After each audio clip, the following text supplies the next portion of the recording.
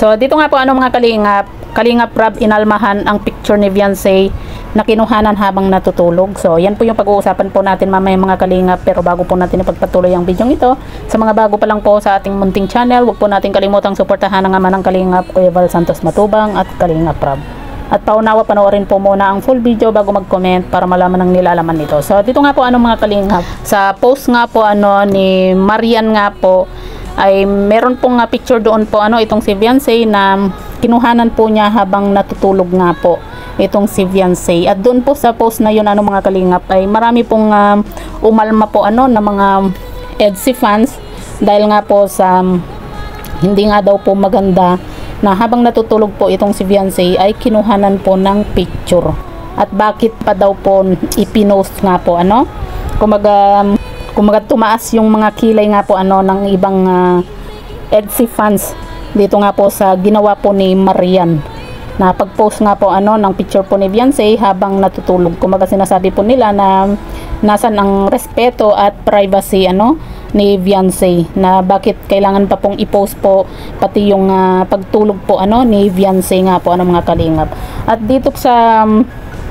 At dito po about naman po sa mga ganitong usapin nga po yung sa pagtulog na pinipicturan.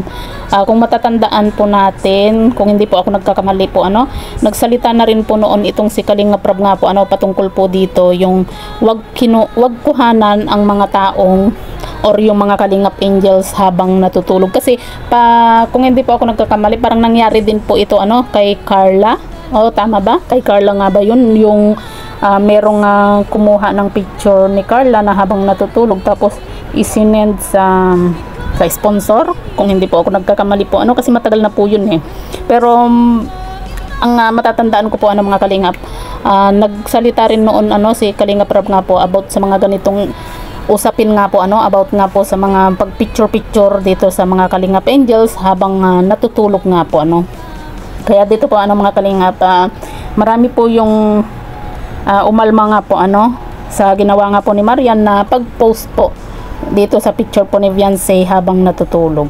Kumbaga para sa atin naman po mga Kalingap, kasi syempre di ba magkakaibigan naman po itong sina Beyonce, sina Marian. Kumbaga alam naman po natin yung mga biruan ng mga magkakaibigan or magbabarkada, di ba? And siguro sa iba walang masama sa ginawa naman po ni Marian nga po na pagpo-post ng picture po ni Beyonce habang natutulog, kasi hindi naman po natin alam kung alam ba ito ni Beyonce na pinicturean siya ni Marian, then bago ipinost sinabi ba ni Marian muna dito kay Beyonce, hindi po natin alam pero yun nga po mga Kalingap, gaya nga po ng sinasabi po nila na dapat hindi na po kailangan na i-post pa po yung mga ganito, kagaya na lang po ng pagtulog po ni Beyonce, di ba? Kasi hindi kasi nga po hindi po natin hawak yung mga isip po ng iba, dahil yung iba po mga Kalingap parang syempre lalo na sa mga EDSI fans, di ba? Parang lumalabis na yung mga ganito na bakit kailangan pati yung pagtulog ni Beyonce ipopost pa, di ba? Kumaga dahil nga sa sobrang kabaitan po ni Beyonce, parang okay lang po sa kanya pero gaya nga po ng sinasabi po ng iba na wag naman pong abusuhin po yung kabaitan po ni Beyonce, kahit na sabihin po natin na okay lang po sa kanya yung mga ganito, pero wag din pong abusuhin, lalo na yung mga ganito na habang natutulog ay kinukuhanan po natin ng picture nga po kasi para sa iba hindi po yun maganda nga po pero yung iba naman po mga Kalingap, naiintindihan din naman po kasi syempre bilang sa dahil nga po sa magkakaibigan naman at magbabarkada nga po itong si Beyonce at itong si Marian, ay parang biro-biruan lang po nila, di ba?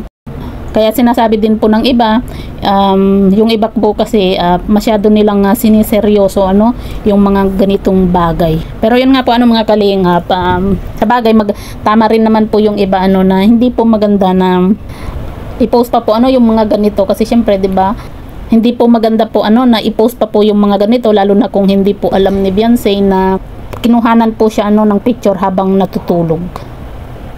Kasi alam naman po natin yung mga basher, 'di ba? Naghihintay lang po 'yan ng ikakasira po ni Beyonce. or ng EDSA nga po. Kumbaga binabantayan po nila yung bawat kilos, di ba? Lalo na dito kay Viancy na alam natin na sikat na po itong si Viancy. At meron pa nga po tayong nabalitaan nga po na sabi nga po, hayaan na nga daw po yung mga comment kasi mayaman naman na daw po itong si Viancy. Syempre kahit sino yung makabasa sa ganun, makarinig ng ganung salita, syempre tataas talaga yung kilay po lalo po sa mga EDSA fans, di ba? Hindi porke mayaman na po itong si Viancy. Kumbaga minsan hindi naman kailangan na yung sinasabi na hayaan yung mga comment dahil mayaman na itong si Viancy nga po kasi kahit na sabihin na natin na mayaman po itong si Viancy na, pero never po natin nakitaan itong si Viancy na nagyabang, di ba? Kumbaga hindi natin nakikitaan itong si Viancy na kumbaga mapagmataas siya.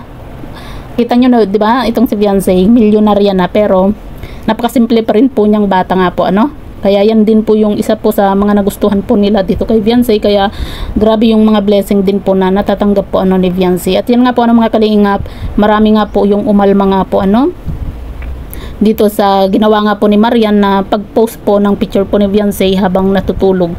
At yan din po yung at meron din pong comment nga po itong si Kalingap Rab nga po na sabi po niya bigyan nga daw po ng privacy si Viancy maging yung kanyang mga magulang. Kasi 'di ba, napapansin po kasi natin bawat galaw, bawat kilos na lang nila Viancy ng mga magulang po niya ay talagang nakikita po natin parang wala na po silang privacy, 'di ba?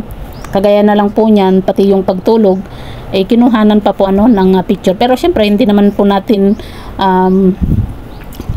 alam kung si Viancy ba ay alam ito bago ipinost ni Marian, 'di ba? Hindi po natin alam din po mga kalingap. Kaya wag din po muna nating husgahan po itong si Marian nga po, at wag din naman po yung labis-labis yung pangbabash po dito kay Marian, kasi syempre magkakaibigan po yan, at sa mga magkakaibigan minsan may mga biruan po talaga na sa kanila okay lang, pero syempre 'di ba, hindi kasi natin hawak yung ibang isip po ng mga tao, yung mga pananaw po kumbaga may kanya-kanya po kasi tayong 'di ba, yung iba okay lang pero yung iba naman ay hindi maganda para sa kanila yung ganyan